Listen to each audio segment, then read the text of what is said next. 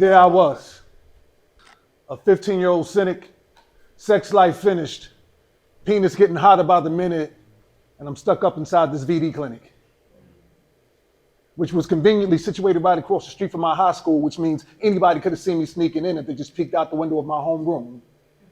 And I was pissed that I could no longer piss. And I knew that had to get fixed because the pain made me want to slip a little 15-year-old wrist, and besides, I thought it might fall off. And you see, I had grown attached to my penis.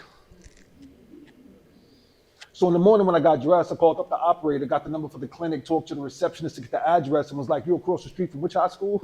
Why would you be anyplace else? This is just perfect." And I really wanted to go to school that day because we had been reading Roots by Alex Haley, and I was really hoping that the teacher would tell me why in the mini-series they were only in Africa for like the first episode. But in the book, they were in Africa for the entire first half. And if the miniseries would leave out 400 pages of the existing African social structure, then the people watching Roots on television wouldn't think that slavery was quite as bad.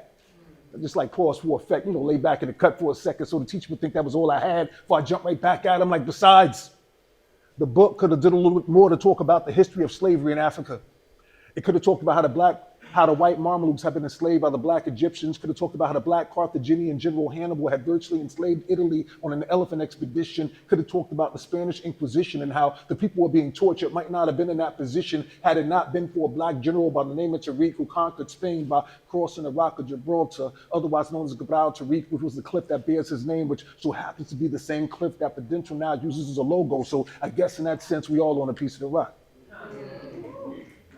And as I'm sitting in the waiting area, I look up at the receptionist long enough for her to see me looking down at my watch because I had been there for a while. And as I looked up at her again, I noticed this thick, dark-skinned sister sitting across from me, beginning to smile.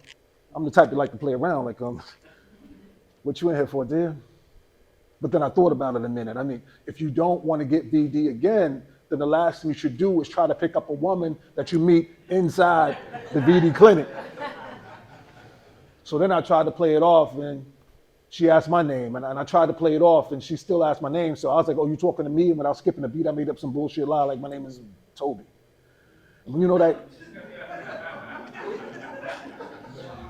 that ghetto-ass receptionist would take that opportunity to just slide back the glass and call out my name like, "Excuse me, Talam AC."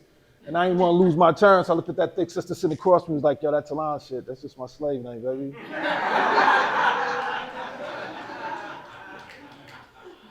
And as I'm sitting in the doctor's office looking at the needles, getting a little nervous about what she might do, I figured the easiest way to calm my nerves was to talk to her a little about our roots. So I began, "Isn't it tragic that the very same maritime skills that the Africans and Arabs, the Spaniards and Portuguese to master will become the same skills they would use for our eventual capture, our eventual massacre? And isn't it tragic that they waited till the reign of Sony Bear Ali fell? And doesn't it seem like since the death of that black man, this world, at least for African men, has become a living hell?" And she looked at me like, "Yeah, who gives a fuck? Just don't drink any milk till you finish all these pills."